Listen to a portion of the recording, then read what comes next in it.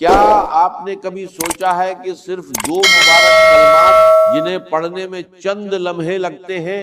پوری زندگی کا رخ بدل سکتے ہیں؟ سورہ اخلاص کی دوسری آیت اللہ الصمد، یہی وہ دو کلمات ہیں جن کے بارے میں آج میں آپ کو ایک ایسا طریقہ بتاؤں گا جو نسل در نسل بزرگان دین سے چلا آ رہا ہے۔ اگر آپ کے کاروبار میں برکت نہیں ہے، رزق میں تنگی ہے، راستے بند نظر آتے ہیں اور آپ نے بہت سے وظائف کر کے دیکھ لیے مگر دل مطمئن نہیں ہوا،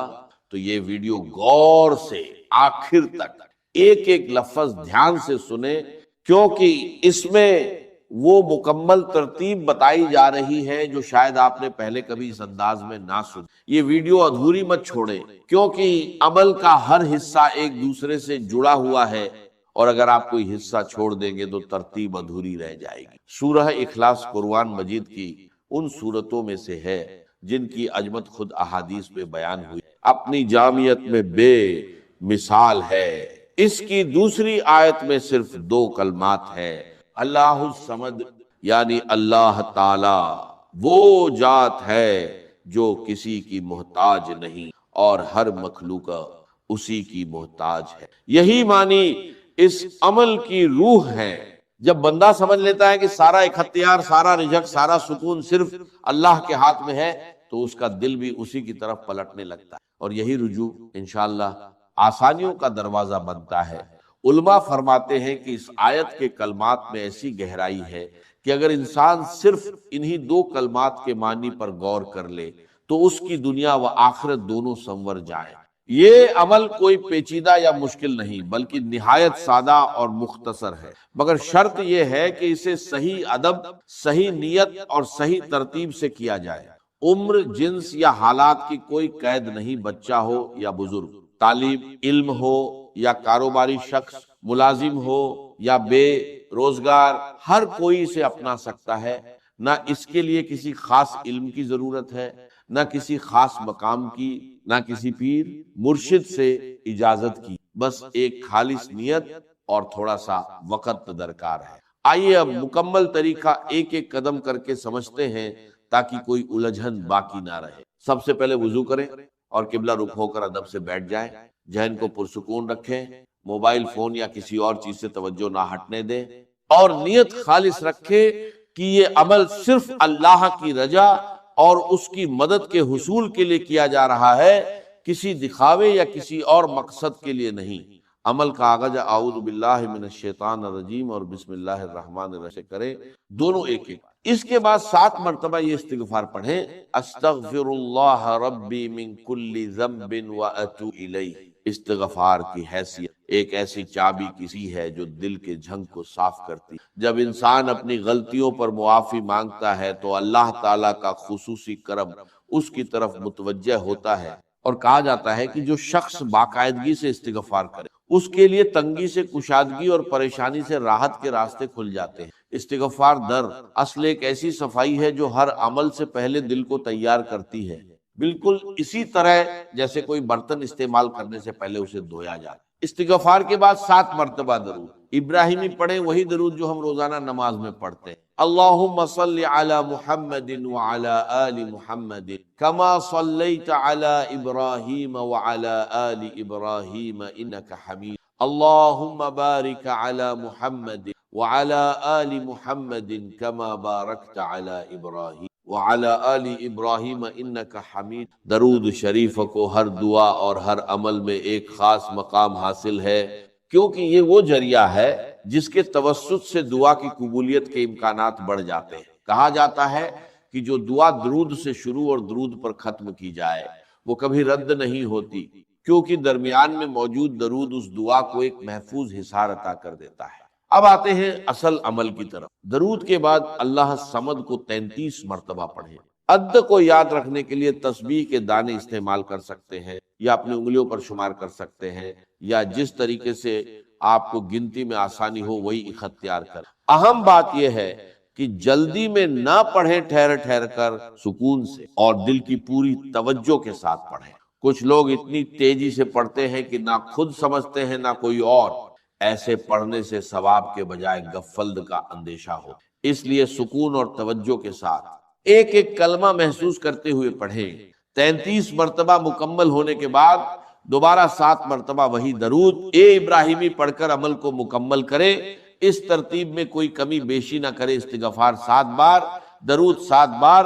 پھر اللہ الصمد 33 بار، پھر دوبارہ درود 7 بار۔ یہی مکمل ترتیب ہے، اور اسی ترتیب کے مطابق عمل کرنے سے انشاءاللہ وہ برکات نصیب ہوتی ہیں جن کا ذکر آگے کیا جائے۔ یہ عمل دن کے کسی بھی حصے میں کیا جا سکتا۔ کچھ لوگ اسے فجر کی نماز کے بعد پڑھنا پسند کرتے ہیں، کیونکہ صبح کا وقت روحانی طور پر بابرکت مانا جاتا ہے، جبکہ کچھ اسے مغرب یا عشاء کے بعد پڑھتے ہیں۔ اگر آپ کے معمولات میں تہجد شامل ہے تو رات کے آخری پہر میں پڑھنا بھی بہترین ہے، کیونکہ اس وقت دل زیادہ حاضر اور پرسکون ہوتا ہے۔ اصل بات وقت کی نہیں، دل کی حضوری کی ہے۔ جس وقت آپ کا ذہن سب سے زیادہ پرسکون ہو، دنیا کی مصروفیات سے دور ہو، وہی وقت اس عمل کے لیے بہترین ہے۔ پورا عمل کرنے میں بمشکل 5 سے 7 منٹ لگتے ہیں، تو 24 گھنٹوں میں سے اتنا وقت نکالنا کسی کے لیے بھی۔ اب سوال یہ ہے کہ یہ عمل کن کن مسائل میں مددگار ثابت ہو سکتا ہے۔ جو لوگ روزگار کی تلاش میں پریشان ہیں، جن کے کاروبار میں مندی ہے، جن پر قرض کا بوجھ ہے، جن کے گھر میں ناچاکی رہتی ہے، جن کی اولاد کی طرف سے دل پریشان رہے، جو رشتے کے معاملات میں الجھے ہوئے، جو کسی مقدمے یا قانونی الجھن میں پھنسے ہیں، یا جو محض ایک بے سکونی اور بے چینی کی کیفیت میں مبتلا ہے، یہ سب لوگ اس عمل سے اللہ کے فضل سے سکون اور آسانی محسوس کر۔ یاد رہے کہ یہ کلمات کوئی جادوئی چابی نہیں، بلکہ ایک وسیلہ ہے جس کے ذریعے بندہ اپنے رب سے تعلق کو مضبوط کرتا ہے، اور اسی تعلقوں کی برکت سے اللہ تعالیٰ اپنے فضل سے نوازتا ہے۔ اصل کارساز صرف اللہ کی ذات ہے، یہ کلمات محض ایک ذریعہ اور وسیلہ ہے۔ اب اس عمل کا دوسرا حصہ سمجھیں، جو خاص طور پر رزق کی کشادگی کے لیے مفید ہے۔ اللہ تعالیٰ کے اسماء حسنہ میں سے ایک اسم ہے یا رزاق، یعنی روزی دینے والا۔ روزانہ صبح گھر سے نکلنے سے پہلے اور رات سونے سے پہلے اس اسم کو بھی 33 مرتبہ پڑھنے کا معمول بنائیں۔ طریقہ وہی ہے، پہلے درود پاک 7 مرتبہ، پھر یا رزاق 33 مرتبہ، پھر دوبارہ درود پاک 7 مرتبہ۔ نیت یہ رکھیں کہ اے اللہ، میرے اور میرے گھر والوں کے رزق میں کشادگی عطا فرما، حلال ذرائع سے میری ضروریات پوری فرما، اور میرے کاروبار یا روزگار میں برکت عطا فرما۔ جو لوگ اس معمول کو باقاعدگی سے نبھاتے ہیں، وہ محسوس کرتے ہیں کہ آہستہ آہستہ ان کے حالات میں بہتری آنے لگتی ہے، کبھی کسی نئے موقع کی صورت میں، کبھی کسی غیر متوقع مدد کی صورت میں، اور کبھی محض دل کے اطمینان کی صورت میں، جو خود ایک بہت بڑی نعمت ہے۔ ایک اہم بات جو ہمیشہ ذہن میں رکھنی چاہیے، کسی بھی عمل یا وظیفے سے پہلے بسم اللہ اور توج پڑھنا اسی طرح ضروری ہے جیسے سفر سے پہلے راستے کا نقشہ۔ بہت سے لوگ جلدی میں یہ ابتدائی حصہ چھوڑ دیتے ہیں اور سیدھا اصل کلمات پڑھنا شروع کر دیتے ہیں، یہ سمجھتے ہوئے کہ وقت بچ جائے گا۔ لیکن حقیقت یہ ہے کہ جب دل بھٹکا ہوا ہو، توجہ ادھر ادھر ہو، تو عمل کی وہ تاثیر حاصل نہیں ہوتی جو حاصل ہونی چاہیے۔ اسی لیے صبر سے، مکمل ترتیب کے ساتھ اور خشوع و خضوع کے ساتھ یہ عمل کریں۔ یاد رکھیں، یہ عمل عبادت کا درجہ رکھتا ہے۔ اسے محض ایک رسم یا عادت کے طور پر نہ کریں، بلکہ ہر کلمہ ادا کرتے وقت اللہ کی حضوری کا احساس دل میں۔ یہ بھی یاد رکھیں کہ نتیجے کا دار و مدار مکمل طور پر اللہ تعالیٰ کی حکمت پر ہے۔ کسی کو جلد سکون اور آسانی نصیب ہوتی ہے، کسی کو کچھ وقت درکار ہوتا ہے۔ یہ عمل کوئی فوری جادوئی حل نہیں، بلکہ ایک روحانی سلسلہ ہے جسے مستقل مزاجی اور یقین کے ساتھ جاری رکھنا ضروری ہے۔ اگر 1-2 دن میں کوئی خاص فرق محسوس نہ ہو تو مایوس نہ ہو۔ دعا اور ذکر کی قبولیت کا وقت اللہ ہی بہتر جانتا ہے، اور بعض اوقات وہ اپنی حکمت سے کسی اور بہتر وقت میں عطا فرما۔ صرف چند دن کی کوشش کے بعد ہی چھوڑ دینا مناسب نہیں، بلکہ اسے اپنی روزمرہ زندگی کا مستقل حصہ بنا لے، جیسے نماز اور دیگر عبادات کا۔ کم از کم 21 دن مسلسل اس عمل کو جاری رکھیں تاکہ یہ آپ کی عادت اور روحانی معمول کا حصہ بنے۔ کچھ لوگوں کے ذہن میں یہ سوال بھی آتا ہے کہ اگر کسی دن عمل چھوٹ جائے تو کیا ہوگا؟ اس کا جواب یہ ہے کہ اگر کبھی بھول جائیں یا وقت نہ ملے تو مایوس ہونے کی بجائے اگلے دن سے دوبارہ شروع کر دیں۔ اللہ تعالیٰ کی رحمت اتنی وسیع ہے کہ وہ بندے کی نیت اور کوشش کو دیکھتا ہے، نہ کہ محض حساب کتاب کو۔ اسی طرح یہ بھی یاد رکھیں کہ یہ عمل کسی اور دعا، نماز یا وظیفے کا متبادل نہیں، بلکہ اپنی جگہ ایک اضافی ذریعہ ہے۔ فرض نمازیں اور دیگر بنیادی عبادات کو کبھی نظر انداز نہ کریں۔ اگر یہ ویڈیو آپ کے لیے مفید رہی ہو تو نیچے کمنٹ میں اپنے ملک کا نام اور اپنی طرف سے ایک مختصر دعا ضرور لکھیں، تاکہ باقی ناظرین بھی اس اجتماعی دعا میں شریک ہو سکے اور ایک دوسرے کے لیے خیر کی دعا کا سلسلہ چلتا رہے۔ اسی طرح اگر آپ چاہیں تو اس عمل کا مکمل طریقہ اپنے الفاظ میں کمنٹ میں لکھ کر دوسروں کی رہنمائی بھی کر سکتے۔ یہ ایک صدقہ جاریہ کی طرح ہے جس کا اجر ہمیشہ جاری رہتا ہے، کیونکہ جو شخص بھی آپ کے لکھے ہوئے طریقے سے فائدہ اٹھائے گا اس کا ثواب آپ کو بھی ملتا رہے گا۔ اگر آپ اس چینل پر نئے ہیں تو سبسکرائب کرنا نہ بھولیں تاکہ آئندہ بھی اس طرح کے مفید اور مجرب اعمال آپ تک پہنچیں۔ ویڈیو کو لائک کرنا بھی نہ بھولیں، کیونکہ یہ چھوٹا سا عمل ہمیں مزید لوگوں تک یہ پیغام پہنچانے میں مدد دیتا ہے، اور جتنے زیادہ لوگوں تک یہ بات پہنچے گی اتنا ہی زیادہ اجر انشاءاللہ سب کو ملے۔ اب آپ سے ایک خاص درخواست ہے، نیچے کمنٹ میں صرف اپنے ملک کا نام مت لکھیں، بلکہ یہ بھی لکھیں کہ آپ نے آج سے یہ عمل شروع کرنے کا پکا ارادہ کیا۔ اپنی حاجت ظاہر کر کے مت لکھیں، بس یہ لکھیں کہ یا اللہ میری حاجت پوری فرما، اتنا کافی ہے۔ جب ہزاروں لوگ ایک ساتھ مل کر یہ الفاظ لکھتے ہیں تو یہ کمنٹ سیکشن خود ایک اجتماعی دعا کی صورت اختیار کر لیتا ہے، اور آپ جانتے ہیں کہ جب مستجاب وقت میں ہزاروں زبانیں ایک ساتھ اللہ سے مانگتی ہیں تو اس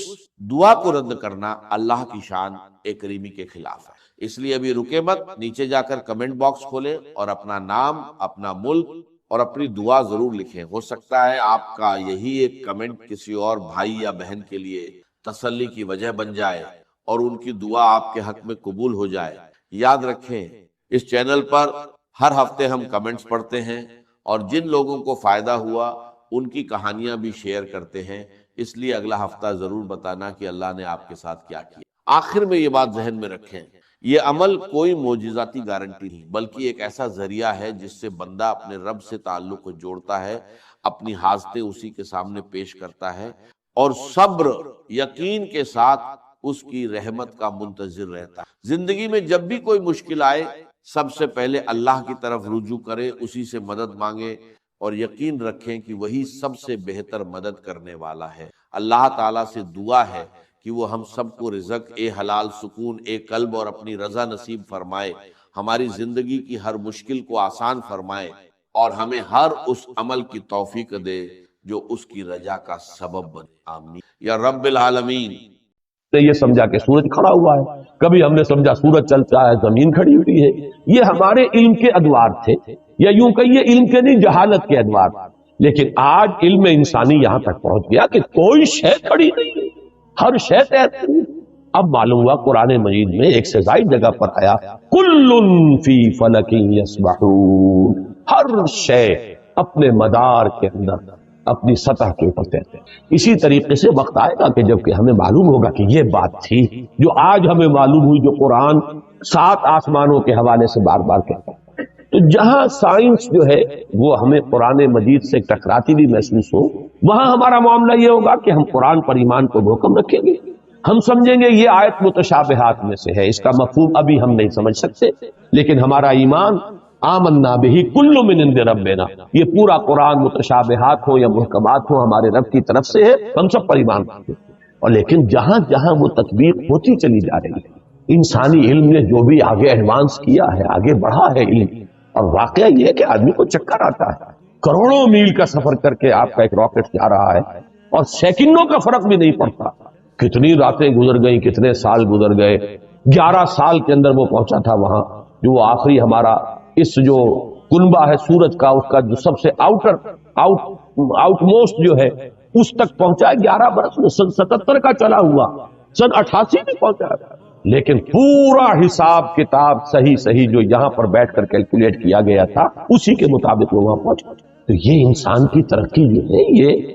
یوں سمجھیے کہ سٹیگرنگ انسان کا چکر آتا ہے کہ کہاں تک انسان پہنچ گیا۔ اب اس علم کو آپ نظر انداز کیے رکھیں، اس سے کوئی گفتگو ہی نہ ہو، وہ بس اور آپ چلتے رہے وہی پرانے مفسرین نے جو کچھ کہہ رہے، وہ پرانے مفسرین وہ خائن نہیں تھے، بددیانت نہیں تھے، لیکن کیا کرتے، ان کے پاس معلومات کا ذخیرہ ہی نہیں تھا۔ ابھی وہ معلومات کا اتنا لمبا چوڑا ذخیرہ ان کے پاس موجود ہی نہیں، جو کچھ تھا اسی کے اوپر کام کر رہے ہیں۔ تو سائنٹیفک معاملات میں یہ سمجھ لیجئے، میری اب تک کی سوچ کا جو حاصل ہے وہ میں نے آج آپ کو بتایا ہے۔ اول تو میں شدید اختلاف کر رہا ہوں تنزلات کا جو فلسفہ ہے اہل تصوف کے ہاں،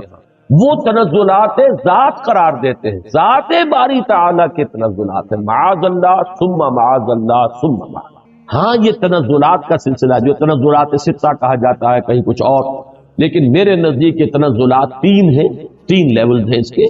اور یہ تنزلات جو ہیں در حقیقت اللہ کے اس امر کن سے جو شے وجود میں آئی ہے، اولاً وہ ایک خلق نور تھا، وہ بھی ایک شے ہے، ایک خارجی حقیقت رکھنے والی شے ہے۔ اس مرحلے پر 2 صاحب شعور، صاحب تشخص ہستیاں پیدا کی گئیں، ارواح انسانیہ اور ملائکہ، اور ان میں جیسا کہ میں نے عرض کیا قطعاً کوئی چیز توحید کے منافی نہیں ہے اگر یہ بات مانی جائے کہ سب سے پہلے جو پیدا کیا گیا وہ نور محمدی ہے، یعنی روح محمدی۔ نور محمدی در حقیقت روح محمدی کا نام ہے، اس لیے کہ روح جو ہے نوری الاصل ہے۔ وہ جو اقبال نے کہا ہے کہ نقطہ نوری یہ جو ہے خاک کے اندر پنہا، غافل تو نرا صاحب ادراک نہیں ہے ذوق تجلی بھی اسی خاک میں پنہا، غافل تو نرا صاحب ادراک نہیں ہے۔ تو یہ جو ہمارا شعور ہے میں در حقیقت اس روح کی بنیاد پر ہے، اور وہ روح جو ہے نوری الاصل، میری بھی آپ کی بھی، اگرچہ وہ نور محمد الرسول اللہ صلی اللہ علیہ وسلم کی روح کا جو معاملہ ہے، ہم ویسے اگر کہیں گے تو کہاں ہم اور کہاں وہ، زمین و آسمان کا فرق ہے۔ ہمارا وہ نور جو ہے ہمارے نفس کی ظلمانیت کے اندر گم ہو گیا، اور وہاں وہ جو نور ہے وہ اپنے نفس کے اوپر ایسے غالب ہے کہ حضور نے جیسے کہ فرمایا کہ شیطان تو میرے ساتھ بھی ہے لیکن میں نے اسے مسلمان بنا لیا، جبکہ ہمارا شیطان ہم پر حاوی ہے۔ ہمارا وہ ٹمٹماتا ہوا چراغ جو ہے کبھی کبھی اس کی ہمیں کوئی رمق جو ہے وہ کبھی محسوس ہوتی ہے۔ یہ بڑا پیارا جملہ ہے ابن سینا کا، بڑا پیارا جملہ ہے۔ ظاہر بات ہے فلسفی تھے اور ان کی بہت سی باتوں سے ہمیں اختلاف ہے، لیکن یہ کہ بہت سی باتیں ان کی بڑی بلند بھی ہیں۔ یہ جملہ نوٹ کرایا تھا ہمیں مولانا منتخب الحق صاحب مرحوم نے، جو ایک مرتبہ ہمارے یہاں محاضرات میں بھی آئے تھے، میرے استاد تھے جب میں ایم اے اسلامیات کر رہا تھا کراچی، تو ان کا جملہ تھا، پورا تو مجھے اب یاد نہیں ہے، کہ اگر تم یہ چاہتے ہو کہ تمہیں بھی انوار ربانی سے کوئی حصہ ملے، فجاہد فی خلواتک، تو اپنی خلوتوں میں تنہائیوں میں مجاہدہ کرو، مراقبہ کرو، ارتکاز توجہ کرو، فلعل شعشعۃ تلمع لک، ہو سکتا ہے کبھی کوئی ایک کرن چمک اٹھے، کبھی اللہ تعالیٰ کی تجلی کا کوئی ایک ہمیں بھی حصہ مل جائے، بڑی ریاضت ہے۔ اور وہاں محمد الرسول اللہ صلی اللہ علیہ وسلم کی روح جو ہے وہ ہر وقت متجلی ہے انوار الہیہ کے ساتھ، یہ دوسری بات ہے۔ لیکن اپنی اصل کے اعتبار سے تمام انسان کی ارواح جو ہے نوری نسل ہے، اسی نور سے پیدا ہوئی ہے، لیکن سب سے پہلے نور محمدی یا روح محمدی صلی اللہ علیہ وسلم کو پیدا کیا گیا، ساتھ ہی ملائکہ ہے۔ پھر یہ تنزل کا دوسرا مرحلہ آ رہا ہے، اب خلق نور میں بڑے بڑے ایکسپلوژن کے ذریعے سے، اور غالباً بگ بینگ جو ہے وہ جو بھی کچھ دیکھا ہے، میں نے کئی مرتبہ بات کہی ہے کہ یہ جدید فلسفی ہو یا جدید سائنسدان ہو، ان کی جہاں تک ایکویٹی آف آبزرویشن کا تعلق ہے، بڑی ایکیوٹ آبزرویشن ہے، انہوں نے غور بہت کیا ہے، سوچا ہے، تو بہت چیزیں انہوں نے دیکھی، اگرچہ ان کی تعبیر، توجیہ اور ان میں کیا ربط و تعلق ہے اس میں ٹھوکریں کھا گئے۔ فرائیڈ کی عظمت کا میں قائل ہوں کہ اس نے انسانی شخصیت کے 3 لیول معین کر لیا، آبزرو کیا ہے کہ انسان کے اندر 3 لیولز ہیں، ایک سب سے نیچے ہے اڈ اور لیبیڈو، اس کے حیوانی تقاضے، اس سے اوپر ہے اس کا سیلف، خودی، اس سے اوپر ایگو اسے کہتا ہے، اور اس کے اوپر ہے سپر ایگو۔ 3 لیول، میں سمجھتا ہوں یہی 3 لیول ہیں جو ہمیں ہمارا دین بتاتا ہے، نفس، قلب اور روح۔ البتہ یہ کہ اس کی تعبیر کچھ اور ہے، وہ سپر ایگو کو سمجھتا ہے کہ وہ معاشرے کے زیر اثر کچھ نارمز ہوتے ہیں، کچھ اثرات ہوتے ہیں جو انسان کو ہانٹ کرتے رہتے، یہ نہ کرو، یہ نہ کرو، یہ کرو، یہ چیز جو ہے اس کے اوپر سپر ایگو جو ہے اس کی ایگو کے اوپر مسلط رہتی ہے، اسے پریشان کیے رہتی ہے۔ ہمارے نزدیک وہ روح ہے در حقیقت، جس کے اندر ایک جو ارج ہے وہ اللہ کی طرف توجہ کی ارج ہے، اللہ کا قرب حاصل کرنے کی ارج ہے، وہ انسان کو اوپر اٹھانا چاہتی ہے۔ یہ نفس امارہ جو ہے حیوانی وجود، یہ انسان کو نیچے کھینچ رہا ہے، پستی کی طرف لے جانا چاہتا ہے، پست خواہشات اور زمینی تمناؤں اور آرزوؤں کے اندر گرفتار رکھتا ہے۔ درمیان میں وہ قلب ہے، اگر اس قلب کے اوپر یہ اڈ یا لیبیڈو جو ہے یہ غالب آ جائے تو انسان نرا حیوان بن کر رہ گیا، اس کا انسان مر گیا۔ اگر روح غالب ہو گئی تو کیا کہنے ہیں، پھر یہ ہے وہ شے جو مطلوب ہے، روح غالب رہے تو گویا کہ اب روح مرکب ہے اور یہ نفس جو ہے یہ گھوڑے کے مانند ہے جس پر سواری کرتا۔ یہ میں نے عظمت صوم میں بھی یہ سارے مضامین بیان کیے ہیں، حقیقت انسان میں بھی۔ بہرحال یہ ہے جنات کے بارے میں جو میرا تصور ہے، اور چونکہ ان میں روح نہیں ہے، میں جو بات عرض کر رہا تھا وہ رہ گئی تھی، پھر دوبارہ یاد آ گئی۔ میں نے جو 3 لیولز معین کیے، ان میں سے پہلا لیول جو ہے نور، ملائکہ، ارواح، یہ عالم امر ہے، اور 2 لیول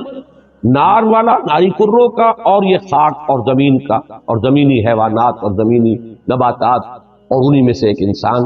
یہ عالم خلق۔ عالم امر میں ٹائم ایلیمنٹ ہے ہی نہیں، روح کو کوئی وقت درکار نہیں ہے، یہاں سے کروڑوں میل جانے کے لیے کوئی وقت درکار، نہ روح کو نہ فرشتے کو کوئی وقت درکار۔ یہ عالم امر ہے، اس کی شان یہ بیان ہوئی ہے،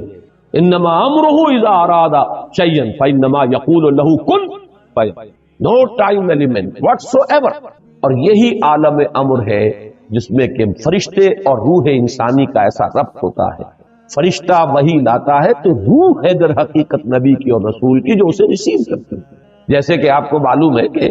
آپ کی فضا کے اندر اس وقت جو بھی ٹرانسمیشن ہو رہی ہے ریڈیو کی، ٹیلی ویژن کی، وہ تو فضا میں موجود ہے۔ آپ کے پاس بھی تو ایک آلہ ہونا چاہیے جو اسے کیچ کرے۔ آپ کے ریڈیو ہے، ریڈیو میں والوز لگے وہ اسے کیچ کر رہے ہیں، ٹیلی ویژن ہے اس میں وہ میکینزم ہے جو کیچ کر رہا ہے، فضا میں تو ہے۔ تو 2 چیزیں ملتی ہیں۔ تو ملائکہ کی طرف سے لائے جانے والے پیغامات، ان کو کیچ کرنے والا انسان میں جو حصہ ہے وہ روح ہے، وہ یہ انسان کے یہ جسمانی وجود نہیں ہے، یہ آنکھیں نہیں ہے، یہ کان نہیں ہے، بلکہ براہ راست قلب جو مسکن ہے روح کا، وہ ہے محبت وحی۔ فَإِنَّهُ نَزَّلَهُ عَلَىٰ قَلْبِكَ، اے نبی جبریل نے تو اس کو نازل کیا آپ کے قلب پر۔ یہ در حقیقت محبت وحی جو ہے وہ یہ کان نہیں، کان سے نہیں سنتے تھے حضور وحی کی آواز، وہ تو در حقیقت براہ راست بغیر آنکھوں یا کان یا حواس ظاہری کے کوئی وساطت کے براہ راست قلب کے اوپر نزول۔ اور یہی وہ شے ہے جو جنات میں نہیں ہے، لہذا جنات میں کوئی وحی نہیں، جنات میں کوئی نبوت و رسالت نہیں، جنات بھی انسانوں میں جو انبیاء اور رسول آتے رہے انہی کے تابع ہیں۔ اس معاملے میں جیسا کہ میں نے عرض کیا الحمدللہ کہ ہمارا جو ہے سلف سے متفقہ عقیدہ ہے، لیکن یہ کہ اس دور میں مولانا اصلاحی صاحب نے اس باب میں بھی جیسے فقہ کے معاملے میں رجم کے سلسلے میں بہت بڑی ٹھوکر کھائی ہے، اسی طریقے سے اس معاملے میں بھی بہت بڑی ٹھوکر کھائی ہے۔ اللہ تعالیٰ انہیں اپنی رائے پر نظر ثانی کرنے کی اور اس سے رجوع کرنے کی توفیق عطا فرمائے۔ اب یہ ہے وہ فلسفہ جنات کا۔ اس میں ایک بات کہ جو ان دونوں مقامات کے سمجھنے کے لیے، اور اس سے پہلے بھی قرآن مجید میں بار بار یہ مضمون آیا ہے، اس کے حوالے سے اور جان لیجئے، وحی یا احکام و اوامر خداوندی کا نزول فرشتوں کے ذریعے ہوتا ہے۔ فرشتوں کا جبکہ وہ فرشتے وحی کو لے کر نازل ہوتے ہیں یا احکام خداوندی کو، یہ جو جنات ہیں ان میں سے کچھ اوپر جا کر تلقی کر لیتے ہیں، کچھ سان گن لے لیتے ہیں، فرشتوں کی آپس کی گفتگو سن لیتے ہیں، اس سے جو حقائق اور واقعات انہیں معلوم ہوتے ہیں وہ اس دنیا میں آ کر جو کاہن قسم کے لوگ یا عامل قسم کے لوگ، کاہن قسم کے لوگ، کہانت کا جو بازار دنیا میں چلتا رہا اور کاروبار ہوتا رہا، وہ اس اعتبار سے ہوتا تھا۔ اور آج دنیا میں جو اسپرچوئلزم کے نام سے ہو رہا کہ یورپ کے اندر ایک بڑا فلسفہ ہے، بڑا فن ہے، وہ آپ کے والد کی روح کو بلوا لیں گے اور وہ والد کی روح آ کے کہے گی بھائی میں تمہارا والد ہوں، وہ یاد کرائے گی کہ میں دیکھو اس اعتبار سے پہچانو، میں اس واقعے کو، اس واقعے کو، ساری چیزیں وہ بیان کرے گا، اور لوگ سمجھتے ہیں کہ ہمارے والد کی یا والدہ کی یا دادا کی یا دادی کی روح سے کرا۔ یہی شیاطین ہیں در حقیقت کہ جو دھوکہ دے رہے ہیں اور گمراہ کر رہے ہیں انسانوں کو، اور یورپ کی اسپرچوئلزم کا بھی در حقیقت پورا میکینزم انہی جنات کے حوالے سے۔ فرشتے کبھی اس کاروبار میں ملوث نہیں ہو سکتے، وہ بہت مقدس ان کی ہستی ہے اور وہ اس طرح کے معاملات سے منزہ ہے، اعلیٰ اور عرفہ ہے، لیکن جنات کے اندر یہ سارا دھندا یہ جو خبریں لینے کے لیے دور تک جاتے تھے اور سمائے دنیا تک ان کی رسائی ہے، یہ جو سب سے نیچے آسمان ہے اس تک، یہاں تک یہ پہنچ سکتے تھے۔ اب اس کی حقیقت ابھی ہم پر منتشر نہیں، میں بھی نہیں جانتا کہ اس سے مراد کیا ہے سماع دنیا۔ آیا ہم نظام شمسی جہاں ختم ہوتا ہے اسے سماع دنیا کہیں؟ ہو سکتا ہے ایک توجیہ ہے کہ ایک دنیا کا یہ جو سولر سسٹم ہے اس کا ایک حد آ جائے کہ سولر سسٹم کی شاید وہ سماع دنیا ہو۔ پھر یہ بے شمار سولر سسٹم جس ایک وہ جو سٹار میں نے کہا ایک ستارے کے گرد جو چکر لگا رہے، ہو سکتا ہے کہ اس کی جو وسعت ہے وہ دوسرا سماع ہو،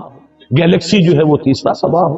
اس سے اوپر جو ہے کوئی اور وسعت، واللہ اعلم، اس میں کوئی توجیہ میں اس وقت نہیں کر سکتا، صرف ایک امکان پیش نظر ہے کہ شاید یہ سولر سسٹم کی جو حدیں ہیں وہ ممکن ہے کہ وہ سماع دنیا ہو اور وہاں تک ان جنات کی رسائی ہو جائے، اور وہاں سے یہ خبریں لاتے ہیں، اس میں جھوٹی سچی اپنی طرف سے ملاتے ہیں، کچھ نہ کچھ پیش گوئیاں جو ہے وہ صحیح ہو جاتی ہے، کاہن نے کہا یہ ہوگا وہ ہو جاتا ہے، اس سے ان کا دھندا چلتا ہے، کاروبار چلتا ہے، اسی سے وہ لوگوں کو گمراہ کرتے ہیں۔ لیکن یہ بات اہم ہے قرآن کو سمجھنے کے لیے، اس کا بہت اہم تھیم ہے،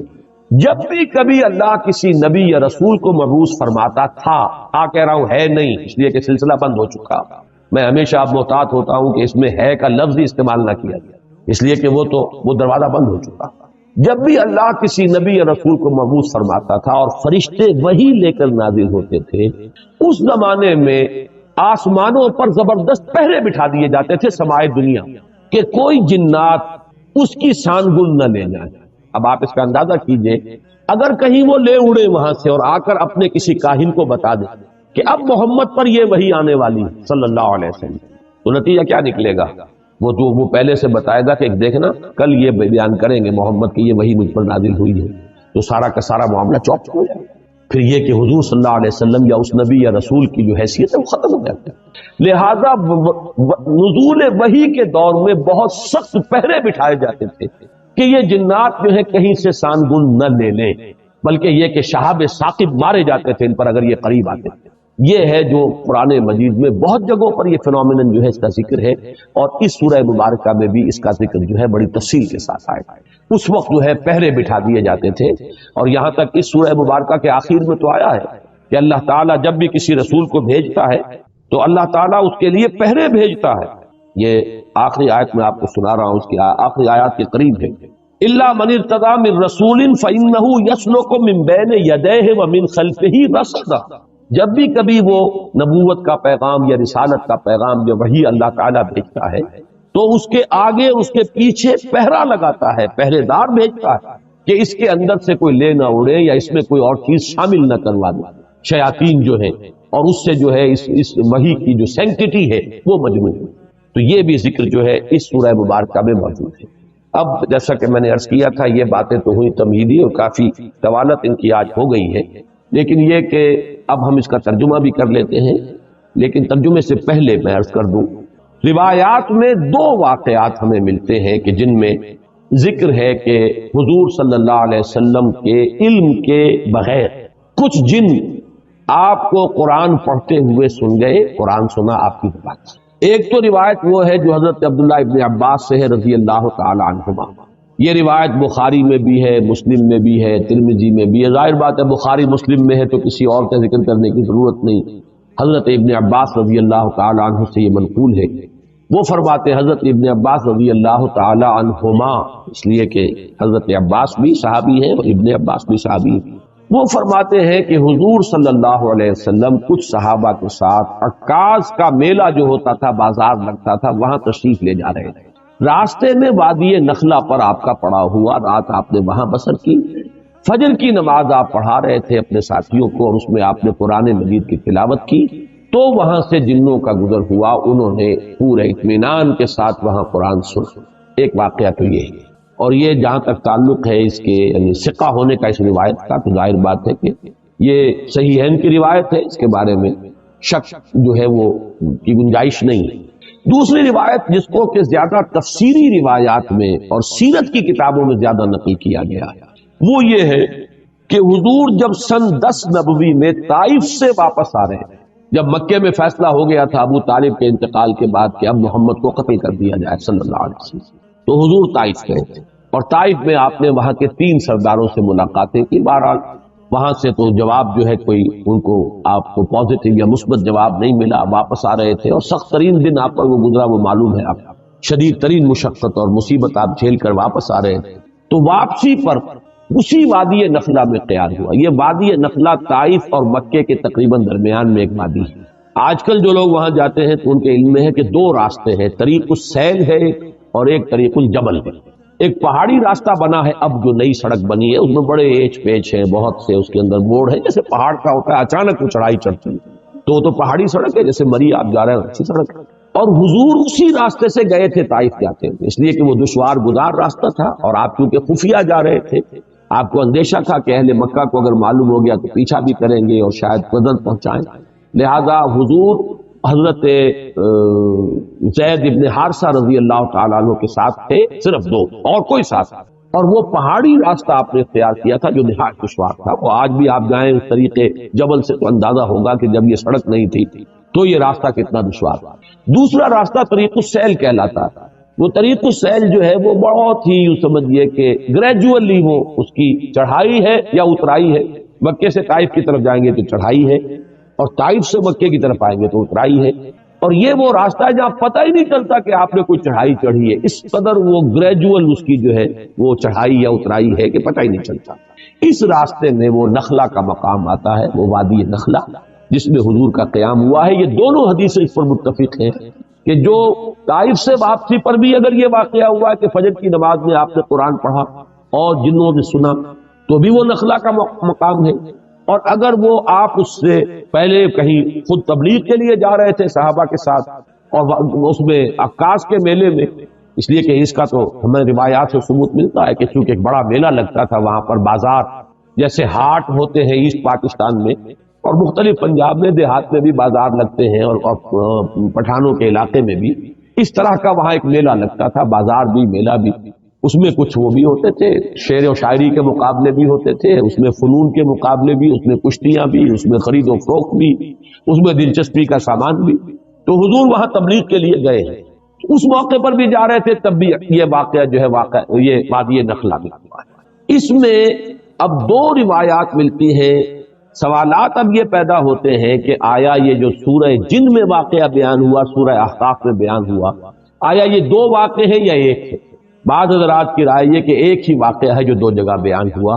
بعض حضرات کی رائے کہ نہیں، یہ دو واقعے بالکل علیحدہ ہے۔ میری رائے جو ہے، جتنا بھی میں نے غور کیا ہے سمجھا ہے، اس دوسری رائے کے ساتھ ہے یہ دو علیحدہ علیحدہ واقعہ۔ نمبر دو کہ پہلا واقعہ جو ہے وہ یہ ہے جو اب ہم پڑھ رہے ہیں سورہ جن، اس کا میرا اندازہ ہے کہ یہ سن 4، 5 یا 6 نبوی اس میں ہوا۔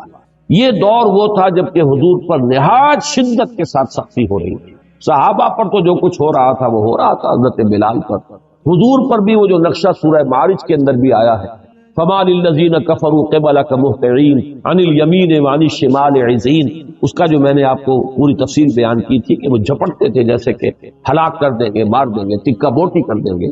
اور حضرت ابو بکر ایک موقع پر آڑے آئے ہیں تو پھر انہیں مارا، اور انہیں اتنا مارا ہے کہ وہ یہ سمجھ کر چھوڑا ہے کہ یہ اب فوت ہو چکے۔ اس قسم کا واقعہ جو ہے اس سورہ مبارکہ میں بھی آتا ہے کہ ان لوگوں کا حال یہ ہے، وَأَنَّهُ لَمَّا قَامَ عَبْدُ اللَّهِ يَدْعُوهُ كَادُوا يَكُونُونَ عَلَيْهِ لِبَدًا، حال یہ ہو گیا ہے کہ جب اللہ کا ایک بندہ کھڑا ہوتا ہے اللہ کو پکارنے کے لیے، اللہ سے مناجات کرنے کے لیے، نماز پڑھنے کے لیے، تو ایسا ہوتا ہے، محسوس ہوتا ہے کہ یہ پل پڑیں گے اس کے اوپر، جم غفیر ہجوم کر کے جو ہے اس کے اوپر حملہ کریں گے۔ تو یہ سورہ معارج کی آیات اور سورہ جن کی یہ آیت جو ہے یہ ایک دوسرے سے بہت مشابہ ہے، اور یہ صورتحال میں تفصیل سے سورہ معارج میں عرض کر چکا ہوں کہ یہ ہے سن 4 سے سن 6، 7 نبوی، ابھی ہجرت نہیں ہوئی ہے، یہ آغاز وحی سے جو سن شمار ہوتے ہیں یہ اس دور کا واقعہ ہے۔ جبکہ وہ واقعہ جو ہے دوسرا، اس کا ذکر سورہ احقاف، وہ سن 10 نبوی کا واقعہ ہے، وہ تو اس کے بارے میں شک ہو ہی نہیں سکتا کہ وہ سفر طائف جو ہے وہ سن 10 نبوی میں۔ دوسرا آپ یہ دیکھیں گے کہ اس واقعے میں جو جن تھے وہ جن یا تو مشرک تھے یا عیسائی تھے، اس واقعے میں جو جن تھے وہ حضرت موسیٰ اور تورات کے ماننے والے، یہ دونوں جو ہے ترجمہ کریں گے تو یہ چیزیں واضح ہو جائیں گی۔ اب آئیے ترجمہ کیجئے تیزی کے ساتھ۔ قل اوحی الی، اے نبی کہہ دیجئے کہ میری جانب وحی کی گئی ہے، انہ استمع نفر من الجن، کہ سنا توجہ کے ساتھ جنوں کی ایک جماعت نے، فقالو، تو انہوں نے کہا، اب یہ صرف تذکرہ اتنا کیا واقعے کا، اب ساری گفتگو ان کی نقل ہے۔ انہوں نے قرآن سنا، اب جا کر اپنے قوم کے لوگوں سے جو کہا، اب وہ تقریر ساری ان کی۔ یہ بھی ہو سکتا ہے کہ یہ ایک ہی مسلسل تقریر ہو، یہ بھی ہو سکتا ہے کہ مختلف مواقع پر انہوں نے جو باتیں کہی ہوں، ان میں سے جو چیدہ نمائندہ جملے ہیں ان کو یہاں پر جمع کر دیا گیا۔ بلکہ یہ دوسری بات مجھے اسلوب سے زیادہ مقاربت رکھنے والی اور اس سے زیادہ قریب معلوم ہوتی۔ فقالوا انا سمعنا قرانا عجبا، تو انہوں نے کہا کہ ہم نے سنا ایک قرآن بہت عجیب، اور عجیب سے مراد ہے بہت دل کو لبھانے والا، بہت عمدہ، بہت پسندیدہ۔ یہدی الی الرشد، وہ رہنمائی کرتا ہے اس شے کی طرف کہ جو کامیابی اور فوز اور فلاح کی طرف لے جانے والی۔ فآمنا بہ، تو ہم تو اس پر ایمان لے آئے، ہم نے اس کی تصدیق کی۔ ولن نشرک بربنا احدا،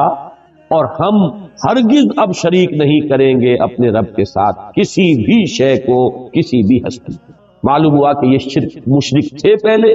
اور مشرک دو ہی طرح کے تھے، یا مشرک وہ، یا مشرکین وہ عیسائی تھے جنہوں نے حضرت مسیح کو خدا کا بیٹا، یہ بھی آگے آ جائے گا۔ اس کی شرح کر رہے ہیں کہ اب ہم شرک نہیں کریں گے، ہم تائب ہو گئے ہیں۔ وَأَنَّهُ تَعَالَى جَدُّ رَبِّنَا، اور ہمیں تو یہ بات معلوم ہوئی، ہم پر یہ حقیقت منکشف ہو گئی کہ ہمارے رب کی شان تو بہت بلند ہے، بہت اعلیٰ ہے، بہت اعلیٰ ہے۔ مَتَّخَذَ صَاحِبَةً وَلَا وَلَدًا، اس نے نہ کسی کو اپنی جورو بنایا، نہ کسی کو بیٹا بنایا۔ وَأَنَّهُ كَانَ يَقُولُ سَفِيهُنَا عَلَى اللَّهِ شَطَطًا، اور ہمارا بے وقوف یا ہمارے بے وقوف جو کچھ اللہ کی طرف منسوب کر رہے تھے، وہ تو بڑی غلط بات، بڑی گستاخی کی بات، بڑی ہی گمراہ کن باتیں تھیں جو وہ کہہ رہے تھے۔ وَأَنَّا ظَنَنَّا، اور ہم یہ سمجھتے رہے، اس گمان میں رہے، اس حسن ظن میں مبتلا رہے، أَلَّن تَقُولَ الْإِنسُ وَالْجِنُّ عَلَى اللَّهِ كَذِبًا، کہ جن اور انسان اللہ کی طرف تو کوئی غلط جھوٹ منسوب نہیں کریں گے۔ ایسی کون ایسا شامت کا مارا ہوگا جو اللہ تعالیٰ کی طرف غلط بات منسوب کرے؟ لیکن ہمیں معلوم ہوا کہ ہمارے یہ لوگ، ہمارے یہ لیڈر کہہ لیں، جو بھی کہیں، یہ ہمیں بہت غلط پٹیاں پڑھاتے ہیں۔ ہم اس گمان میں رہے، انا ظننا لن تقول الانس والجن علی اللہ کذبا، اللہ کی طرف غلط بات۔ وانه کان رجال من الانس یعوذون برجال من الجن، اور یہ کہ انسانوں کے بہت سے مرد پناہ طلب کیا کرتے تھے جنوں میں سے بہت سے مردوں کی، جنوں میں سے بہت سے افراد کی، تو اس سے ان کی سرکشی میں اور اضافہ ہو گیا۔ یہ میں بعد میں تفصیل سے کروں گا، بلکہ یہاں تھوڑی سی وضاحت ہو ہی جائے، کیونکہ جنات کے بارے میں بیان کر چکا ہوں۔ عرب میں ایک رواج یہ تھا کہ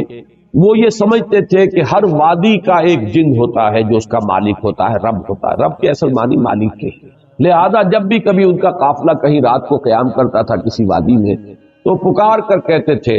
کہ ہم اس وادی کے رب یا اس وادی کے جن کی پناہ میں آتے ہیں، ہم اس کی پناہ طلب۔ یہ ان کا عقیدہ تھا کہ پھر کوئی شے گردن نہیں پہنچاتی، اور اس اعتبار سے کہا جا رہا ہے کہ یہ انسان جو ہے اشرف المخلوقات ہو کر، مسجود ملائک ہو کر، یہ جنوں کی پناہ طلب کیا کرتے تھے، اس سے ان کی سرکشی میں اور گمراہی میں اور اضافہ ہو گئے۔ وَأَنَّهُمْ ظَنُّوا كَمَا ظَنَنتُمْ، اور انہوں نے بھی یہی گمان کیا تھا جیسے کہ تم نے گمان کیا، أَن لَّن يَبْعَثَ اللَّهُ أَحَدًا، کہ اللہ کسی کو نہیں اٹھائے گا۔ اس کے دو معنی ہیں، وہ بعد میں تفصیل سے کر دوں گا، یعنی بعد سے بعد الموت،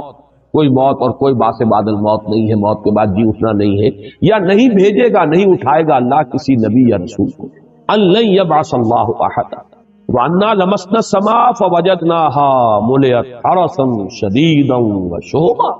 اور ہم نے آسمان کو ٹٹولا تھا۔ یہ وہی جو خبریں لینے کے لیے جایا کرتے تھے، تو ہم نے آسمان کو ٹٹولا تھا، سانگل لینے کی کوشش کی تھی، تو ہم نے پایا تھا اسے کہ اسے بھر دیا گیا۔ ملیت، ملیان کہتے ہیں کوئی شے جو بالکل بھری ہوئی، تو ملیت حرسن، کہ پہروں سے، پہرے داروں سے بھر دی گئی ہے، شدیدن، بڑا شدید پہرا لگا دیا گیا ہے، وشہبا، اور یہ جو شہاب ثاقب ہے ان کا بڑا سٹاک جمع کر لیا گیا، میزائل کھڑے ہوئے وہاں پہ کہ اب اگر کوئی جائے گا تو پھر اس کا پیچھا جو ہے وہ میزائل کرے گا، وہ شہاب ثاقب۔ وَأَنَّا كُنَّا نَقْعُدُ مِنْهَا مَقَاعِدَ لِلسَّمْعِ، اور ہم تو بیٹھا کرتے تھے وہاں اپنے مورچوں میں سننے کے لیے۔ مقعد کہتے ہیں بیٹھنے کی جگہ، یہ سورہ آل عمران میں یہ لفظ آیا ہے، اِسْتُبَوِّئُ الْمُؤْمِنِينَ مَقَاعِدَ لِلْقِتَالِ، اے نبی وَإِذْ غَدَوْتَ مِنْ أَهْلِكَ، جب آپ اپنے گھر سے نکلے تھے صبح کے وقت، اہل ایمان کو مورچوں میں بٹھا رہے تھے، مورچہ بند کر رہے تھے، تو ان کی بھی کوئی جگہ ایسی تھی جہاں یہ طاق میں بیٹھتے تھے۔ اور وہ وہاں پر بیٹھ کر پھر وہ ملائکہ کی باتیں سنتے تھے، اور اس سے جو چیزیں ملتی تھی آ کر وہ ان اپنے جو ان کے کلائنٹس تھے یہاں انسانوں میں سے جو کاہن وغیرہ، ان کے وہ کانوں میں پھوکے مارتے تھے، اس سے ان کا دھندا چلتا تھا۔ تو ہم بیٹھا کرتے تھے اس آسمان میں اپنے مورچوں میں، اپنی جگہوں پر، کمین گاہوں میں، کمین گاہ کا لفظ زیادہ مناسب ہوگا مورچے سے، اپنی کمین گاہوں میں ہم بیٹھا کرتے تھے۔ فَمَن يَسْتَمِعِ الْآنَ يَجِدْ لَهُ شِهَابًا رَصَدًا، تو جو کوئی اب سننے کی کوشش کرے گا وہ اپنی گھات میں پائے گا ایک شہاب، رصد کہتے ہیں گھات میں ہونا کسی کا، ان ربک لبالمرصاد، تیرا رب جو ہے گھات میں ہے، وہ پکڑ اس کی طرف سے گرفت آیا چاہتا، تو وہ دیکھے گا شہاب ثاقب کے گویا کہ وہ تیار ہے بالکل اس کا پیچھا کرنے کے لیے۔ وَأَنَّا لَا نَدْرِي أَشَرٌّ أُرِيدَ بِمَنْ فِي الْأَرْضِ أَمْ أَرَادَ بِهِمْ رَبُّهُمْ رَشَدًا، اور یہ کہ ہمیں یہ معلوم نہیں ہے، ہم یہ نہیں جانتے کہ آیا زمین والوں کے ساتھ جو زمین میں بس رہے ہیں ان کے ساتھ کسی شر کا ارادہ کیا گیا ہے، ام اراد بہم ربہم رشدا، یا ان کے رب نے ان زمین والوں کے ساتھ، انسانوں کے ساتھ کسی بھلائی کا، خیر کا، رشد کا ارادہ فرمایا، یہ ہم نہیں جانتے کہ نتیجہ اس کا کیا نکلے گا۔ وَأَنَّا مِنَّا الصَّالِحُونَ وَمِنَّا دُونَ ذَلِكَ، اب وہ آپس میں گفتگو کر رہے ہیں، دیکھیں ہم میں بھی کچھ صالح بھی ہیں یا تھے رہے ہیں، اچھے لوگ بھی رہے ہیں جنوں میں، اور کوئی دوسرے قسم کے لوگ بھی ہیں۔ اب یہاں اشرار کا لفظ نہیں لائے، یہ ہے حکمت تبلیغ، دون ذالک، کچھ اچھے لوگ بھی ہیں، شریف بھی ہیں، لیکن کچھ دوسری قسم کے بھی ہیں، اس سے کمتر لوگ بھی ہیں۔ کلنا طرائق قددا، ہم تو بہت سے طریقوں میں بٹے ہوئے تھے، بہت سے فرقوں میں تقسیم ہو گئے تھے، طرح طرح کا ہر ایک کا اپنا، کل حزب بما لدیہم فرحون، ہم نے بھی اپنے مشرب اور مسلک بنا لیے تھے۔ وَأَنَّا ظَنَنَّا، اور ہم نے یہ بات اچھی طرح جان لی، پورا یقین ہمیں ہو گیا، لن نعجز اللہ فی الارض، کہ ہم اللہ کو نہ تو زمین کے اندر ہرا سکیں گے، عاجز کر سکیں گے، یعنی اللہ کی پکڑ سے اپنے آپ کو بچا سکیں گے، ولن نعجزہ ہربا، نہ ہی کہیں بھاگ کر کائنات کے اندر جو ہے کہیں ہمارے لیے چھپنے کی جگہ ہے۔ وَأَنَّا لَمَّا سَمِعْنَا الْهُدَىٰ آمَنَّا، اور ہم نے تو بھائی جب یہ ہدایت والی بات سنی ہے، یہ رہنمائی ہم نے سنی ہے، ہم تو ایمان لے آئے۔ فَمَن يُؤْمِن بِرَبِّهِ فَلَا يَخَافُ بَخْسًا وَلَا رَهَقًا، تو جو کوئی بھی اپنے رب پر ایمان لائے گا اسے کوئی خوف نہیں ہوگا، کوئی اندیشہ نہیں اسے کرنا چاہیے، نہ اس کا کہ اس پہ کوئی کمی کی جائے گی اور نہ اس کا کہ اس پر کوئی زیادتی کی جائے گی۔ لا يَخَافُ بَخْسًا وَلَا رَهَقًا وَأَنَّا مِنَّا الْمُسْلِمُونَ وَمِنَّا الْقَاسِطُونَ۔ اب ذرا بات کو کھولا اور دیکھو، ہم میں سے مسلم بھی ہیں، فرما بردار بھی ہیں، اور قاسطون بھی ہیں، نا انصاف بھی ہیں، زیادتیاں کرنے والے بھی ہیں۔ فمن اسلم، تو جو اسلام لایا، جس نے کہ اطاعت قبول کی، فاولئک تحروا رشدا، تو انہوں نے تو رشد اور ہدایت اور کامیابی اور سعادت جو ہے اس کو حاصل کر لیا، اندازہ کر کے اس کا پتہ چلا لیا۔ وَأَمَّا الْقَاسِطُونَ فَكَانُوا لِجَهَنَّمَ حَطَبًا، اور یہ بھی جان لو کہ جو ظالم ہیں، ظلم کرنے والے ہیں، زیادتی کرنے والے ہیں، تو وہ تو پھر جہنم کا ایندھن بن کر گئے۔ یہ ہے وہ 15 آیات، یہ ہے ان کا کلام کہ جو انہوں نے اپنی قوم سے کیا ہے۔ اب ذرا آ جائیے، میں چاہتا ہوں کہ وہ بہت مختصر ہے، دوسرا مقام جو ہے سورہ احقاف کا، اس میں صرف 4 آیتیں ہیں۔ وَإِذْ صَرَفْنَا إِلَيْكَ نَفَرًا مِنَ الْجِنِّ، اور اے نبی یاد کیجئے جب کہ ہم نے آپ کی طرف رخ پھیر دیا جنوں کی ایک جماعت، یہاں بھی لفظ نفر آیا، اس کی وضاحت میں بعد میں کروں گا،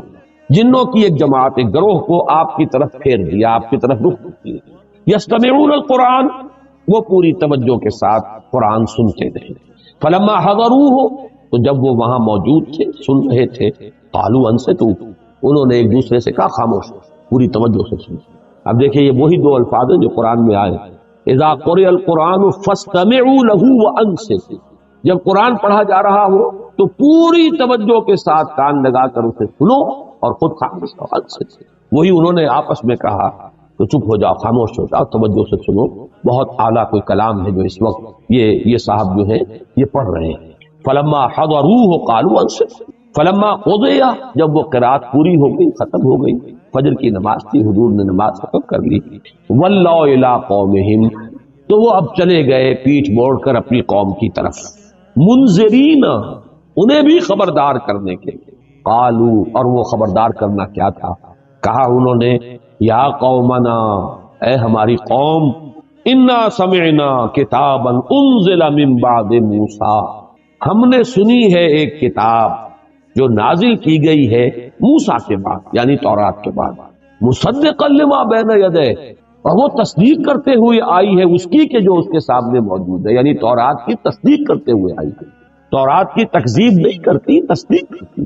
یہدی الی الحق، اور وہ تو حق کی طرف رہنمائی کر رہی ہے، صحیح راستہ دکھانے والی ہے، ہدایت جو ہے دینے والی ہے، وَإِلَىٰ طَرِيقٍ مُسْتَقِيمٍ، سیدھے راہ کی طرف رہنمائی فرمانے والی ہے۔ یا قومنا اجیبوا داعی اللہ، اے ہماری قوم لبیک کہو اللہ کی طرف بلانے والے کی پکار پر، لبیک کہو، لب کو فوراً تصدیق کرو، فوراً ایمان لاؤ۔ یغفر لکم من ذنوبکم، اللہ تعالیٰ بخش دے گا تمہارے گناہوں میں سے، یہ بات سورہ نوح میں آ چکی ہے، من ذنوبکم، یعنی جو ایمان لانے سے پہلے کے گناہ ہیں وہ سب معاف ہوتا ہے، اس کے بعد کا معاملہ جو ہے وہ ایک نیا حساب کتاب وہ شروع ہوگا۔ وَيُجِرْكُم مِّنْ عَذَابٍ أَلِيمٍ، اور تمہیں چھٹکارا دے دے گا دردناک عذاب سے اگر تم ایمان لاؤ گے اس کتاب پر اور اس داعی اللہ کی دعوت جو ہے اس کی پکار پر لبیک کہو گے۔ وَمَن لَا يُجِبْ دَاعِيَ اللَّهِ، اور جو کوئی اللہ کی طرف پکارنے والے کی پکار پر لبیک نہیں کہتا، فَلَيْسَ بِمُعْجِزٍ فِي الْأَرْضِ، تو وہ پھر اللہ کو عاجز کرنے والا نہیں ہے زمین میں، وَلَيْسَ لَهُ مِن دُونِهِ أَوْلِيَاء، اور نہیں ہے اس کے لیے اللہ کے سوا کوئی مددگار اور پشت پناہ، اولئک فی ضلال مبین، یقیناً وہ تو کھلی گمراہی کے۔ یہ 4 آیات ہیں سورہ احقاف کی، اور یہ 15 آیات ہیں سورہ جن کی۔ پھر ذہن میں تازہ کر لیجئے، پہلا سوال یہ ہے، آیا یہ دونوں ایک ہی واقعے کی 2 تفصیلیں ہیں یا یہ 2 علیحدہ واقعے؟ میری رائے یہ ہے کہ یہ 2 علیحدہ واقعے۔ پہلا واقعہ زمانی اعتبار سے جو سن 4 سے سن 7 تک اس عرصے میں کہیں ہوا ہے، جبکہ فزیکل پرسیکیوشن اپنے پورے عروج کو پہنچ چکی تھی، اس وقت یہ واقعہ ہوا ہے۔ اور یہ واقعہ جیسے کہ روایت میں آیا ہے جو صحیح بخاری، صحیح مسلم وغیرہ میں موجود ہے، حضرت عبداللہ ابن عباس رضی اللہ تعالیٰ عنہما سے، یہ حضور جب تشریف لے جا رہے تھے صحابہ کی ایک جماعت کے ساتھ عکاظ کے میلے کی طرف، تو رات کا پڑاؤ جو ہے وادی نخلا میں ہوا اور وہاں آپ نے فجر کی نماز میں پڑھا۔ یہ واقعہ ہو، اس میں جو جن ہیں صاف اندازہ ہو جاتا ہے کہ انہیں کوئی خاص اندازہ نہیں تھا، صرف انہیں یہ پتا چلا تھا کہ آسمانوں پر پہرا لگ گیا ہے، کوئی خاص بات ضرور ہے،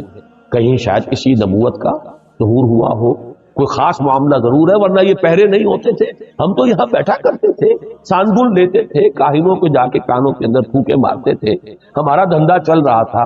یہ پہرے جو لگ گئے کوئی خاص واقعہ۔ اب وہ تلاش کے اندر نکلے ہوئے ہیں کہ اچانک ان کا گزر وہاں سے ہو گیا، ان پر پورا عقدہ کھل گیا اور انہوں نے پہچان لیا کہ یہ اللہ کے نبی ہے، اور یا تو وہ عیسائی تھے، حضرت عیسیٰ کے ماننے والے، اور وہ عیسائی کے جو تثلیث کے قائل ہیں، جنہوں نے اس وقت کی جو تثلیث تھی، یہ بھی جان لیجئے اس میں 2 تثلیثیں ہیں دنیا میں، ایک تثلیث ہے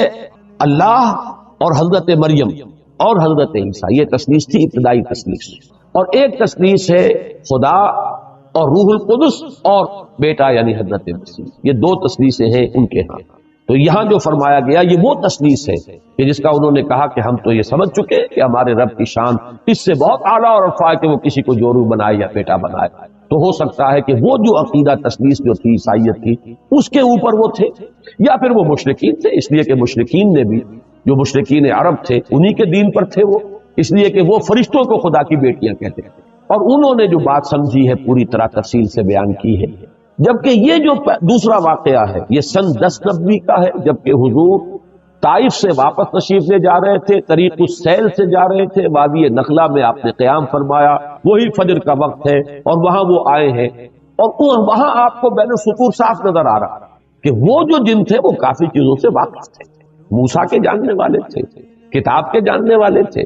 گویا کہ وہ اس اعتبار سے کوئی وہ زیادہ ناواقف لوگ نہیں تھے، البتہ اس گمان میں تھے کہ شاید اب یہ آخری کتاب تھی تورات کی، اور شاید آخری تھے نبی موسیٰ، اب ان کے بعد شاید کوئی اور نبی آنے والے نہیں تھے، لیکن چونکہ باقی سارا تصور ان کا مکمل، لہذا فوراً وہ ایمان لائے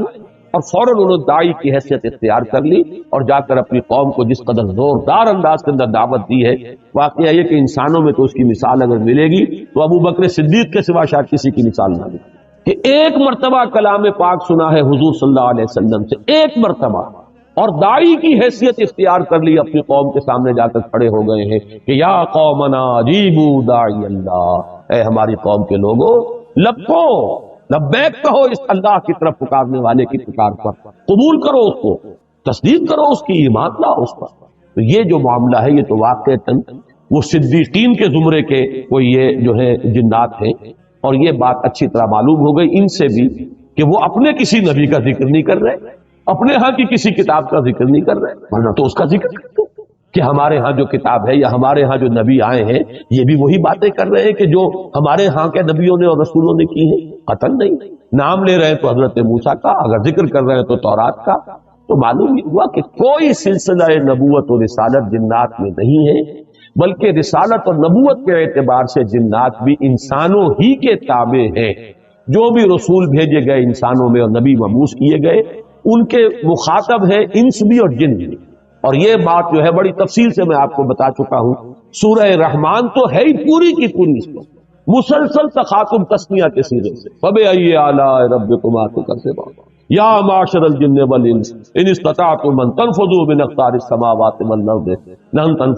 فانفذوا لا تنفذون الا بالکل تسمیہ تسمیہ سنفرغ لکم ایھا الثقلان، اے وہ دو بھاری مخلوقوں ہم عنقریب تمہارے لیے فارغ ہوا چاہتے ہیں۔ تو سورہ رحمان کو پڑھ کر بھی اگر وہ بات واضح نہیں ہوئی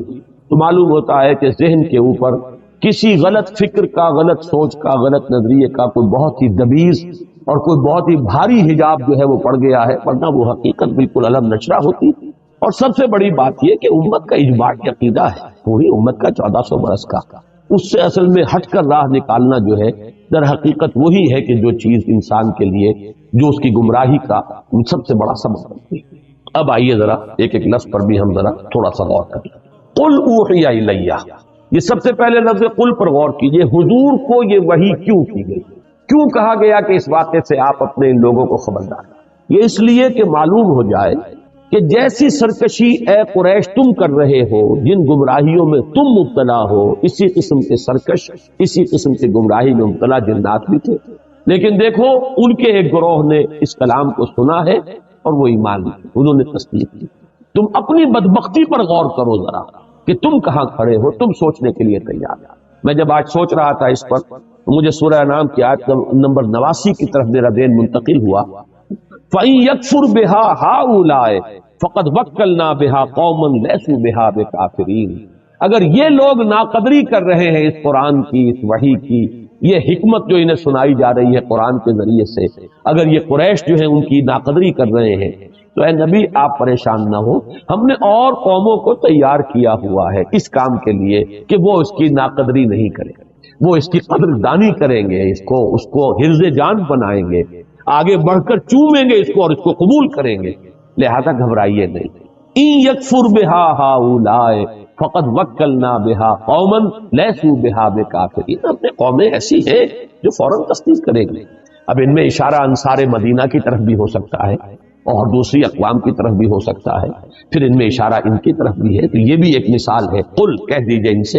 اوحی الیہ، یہ اوحی الیہ سے اشارہ ہو رہا ہے اس بات کی طرف کہ یہ بات حضور کو خود معلوم نہیں ہے۔ یہ بات ذرا کھلے گی بعض حضرات کو، لیکن بات سمجھ لیجئے جو قرآن سے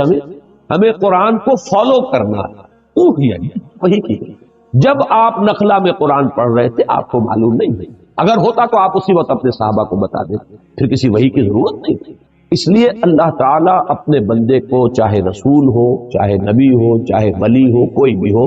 جتنا علم دیتا ہے بس وہی علم اس کا ہے، جو علم نہیں دیتا وہ علم اس کو حاصل نہیں ہے۔ کل کا کل عطائی علم ہے، ذاتی علم کسی کا نہیں ہے ذرہ پر، اور یہ وہ شے ہے جس کو بریلوی مکتب فکر کے بھی محققین مانتے ہیں۔ میں نے یہ حقیقت و اقسام شرک میں تفصیل سے بحث کی۔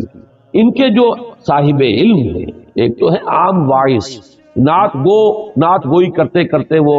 کئی مؤذن تھے اور نعت گو ہوئے، اس کے بعد وہ خطیب بھی ہو گئے اور وہ بلکہ خطیبوں کے سردار ہو گئے۔ وہ جو بے پرکی ہانکتے ہیں جیسے شیعہ ذاکر ہانکتے ہیں، ہر سال نئے ڈرامے جو ہیں تصنیف ہوتے ہیں کربلا کے واقعات کے، اور نئے ڈائلاگز جو ہیں سنائے جاتے ہیں، ان کی بات چھوڑ دیجیے۔ جو ان میں اہل تحقیق ہیں ان سے میں نے جب رابطہ قائم کیا، مثلاً ایک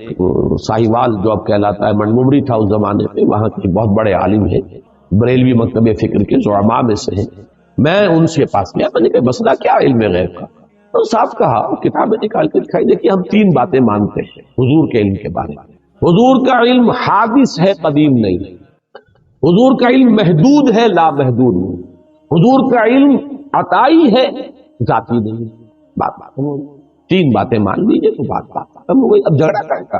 باقی رہ گیا یہ کس کا علم تھا کس کا نہیں تھا، یہ ہم کون فیصلہ کریں؟ کیا چیز معلوم تھی کیا نہیں معلوم تھی، ہم نہیں ناپ سکتے حضور کے علم کو. البتہ جہاں پہ ایسے اشارے مل جاتے ہیں اس سے بات سمجھ میں آتی ہے کہ یہ بات آپ کو خود معلوم ہوئی ہوتی تو وہی کی ضرورت نہیں تھی کہ آپ کے علم میں ہوتا کہ فرشتے موجود، یہ جنات آئے ہوئے ہیں اور یہ میری بات سن رہے ہیں، قرآن سن رہے ہیں. انہوں نے جا کر یہ بات کہی صراحت کے ساتھ. وہاں پر بھی یہی ہے سورہ احقاف میں کہ اللہ تعالیٰ فرما رہا ہم نے بھیج دیا تھا، ہماری مشیت کے تحت آئے تھے، از خود نہیں آئے تھے. اس صرفنا الیک نفرا من الجن، ہم نے رخ پھیر دیا کچھ جنوں کی ایک جماعت کا کہ وہ آپ کی طرف آئی اور قرآن اس نے سنا. یہاں بھی فرمایا قل اوحی الی، کہہ دیجئے مجھ پر وحی کی گئی ہے، انہ استمع نفر من الجن، کہ جنوں کی ایک جماعت نے توجہ سے سنا. استماع کو نوٹ کر لیجئے، سمع یسمع کے معنی ہے مجرد سننا، اور استماع یستمع باب افتعال بنے گا. استماع اس کے معنی پورے توجہ سے کان لگا کر دھیان سے سنیں. فاستمعوا له وانصتوا، نفر کی جو کے لفظ کا اطلاق ہوتا ہے عربی میں 3 سے 10 تک، اور روایات میں معلوم ہوتا ہے بعض میں کہ یہ 9 تھے، بعض میں 7 کا حصہ تھا، واللہ اعلم. فقالوا انا سمعنا قرانا عجبا، تو انہوں نے کہا کہ ہم نے سنا ایک قرآن، ایک پڑھی جانے والی شے. قرآن کے معنی پڑھی جانے والی شے، پر ہم نے سنی وہ عجبا. اب یہ عجب جو ہے یہ مصدر ہے، عجیب صفت مشبہ ہوتی ہے، عجیب، لیکن عجیب کے لفظ کو چھوڑا گیا عجبا. اور جب مصدر آتا ہے بطور صفت تو اس کے اندر بہت مبالغہ ہوتا، بہت عجیب. لیکن عجیب کی میں نے کئی مرتبہ وضاحت کی ہے کہ عجیب اردو میں ہم کہتے ہیں کسی شے کو جو ان یوزول ہو، غیر معمولی سی، عام حالت سے علیحدہ.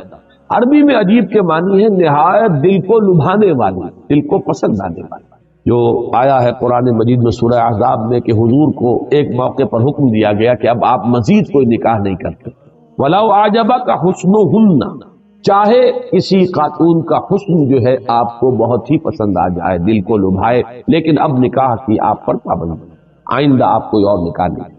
تو یہ عجب جو ہے در حقیقت یہ لفظ جو ہے عجیب، تو یہ کسی عجیب و غریب شے کو نہیں کہتے بلکہ دل کو لبھانے والی، بہت پسند آنے والی. ہم نے سنا ایک قرآن جو بڑا ہی دل کو لبھانے والا تھا. یہدی الی الرشد، رشد یہاں پر آیا ہے سبیل الرشاد کے معنی میں، جیسا کہ سورہ مومن کی آیت نمبر 39 میں. وہ راستہ، رشد جو ہے بڑا جامع لفظ ہے. آپ 4 الفاظ بار بار دیکھیں گے قرآن میں، فوز فائزون سے بنا، فلاح جس سے مفلحون بنا، سعید یعنی خوشبخت، اور یہ رشید جس سے بنا ہے رشد. رشد، فوز، فلاح، ویسے تو اب الفاظ جب بولتے ہیں تو اس کو ہم اس طریقے سے جمع کر لیتے ہیں، اس میں سے ہر ایک کا اپنا ایک مفہوم ہے. تو اس میں رشد کا لفظ جو ہے اس میں بہت سی چیزیں جمع ہو جاتی ہیں، خوبی، نیکی، بھلائی، علم، سچائی، یہ تمام چیزیں جمع ہوں گی تو رشد. یہدی الی الرشد یعنی یہدی الی سبیل الرشاد، فآمنا بہ، تو ہم اس پر ایمان لے آئے. ولن نشرک بربنا احدا، یہ لام نون کے ساتھ جو نفی آتی ہے عربی زبان میں انتہائی تاکیدی، عزم مصمم ہے، اب ہم اپنے رب کے ساتھ کسی کو شریک نہیں. اس میں اندازہ ہو رہا ہے کہ کس قدر انہیں پچھتاوا ہوا ہے کہ ہم کن حماقتوں میں مبتلا ہیں، ہم کن گمراہیوں کے اندر جو ہے وہ ہم گرفتار ہیں، کن وادیوں میں بھٹکتے رہے تھے. ہم پر تو حقیقت منکشف ہے. اللہ تعالیٰ یہی جذبہ ہمیں عطا فرمائے کہ ہم بھی کبھی اپنی سابقہ زندگی پر اس اعتبار سے پشیمان ہو، جتنی پشیمانی ہوگی اتنے ہی درجے میں عزم ہوگا اصلاح کا اور ارادہ بنے گا اپنے آپ کو بدلنے کا. تو یہ در حقیقت ان کی اس پشیمانی کا جو ہے ایک پیمانہ ہے. فلن نشرک بربنا احدا وانہ تعالی جد ربنا ما اتخذ صاحبۃ ولا ولدا، ہمارے رب کی شان تو بہت بلند. یہ جد کا لفظ ہماری ثنا میں آتا ہے، سبحانک اللہم وبحمدک، تعالی جدوں کا، تیری شان بہت بلند ہے. انہ تعالی، وہی لفظ ہے وہاں پر ثنا میں، ہمارے رب کی شان بہت بلند ہے، اس سے بہت اعلیٰ عرفہ منزہ ہے کہ وہ کسی کو جورو بنائے یا بیٹا بنائے. یہ بات سمجھ لیجئے، یہ چیز اللہ کے شایان شان میں کیوں نہیں؟ اس لیے کہ یہ شرک کی بدترین صورت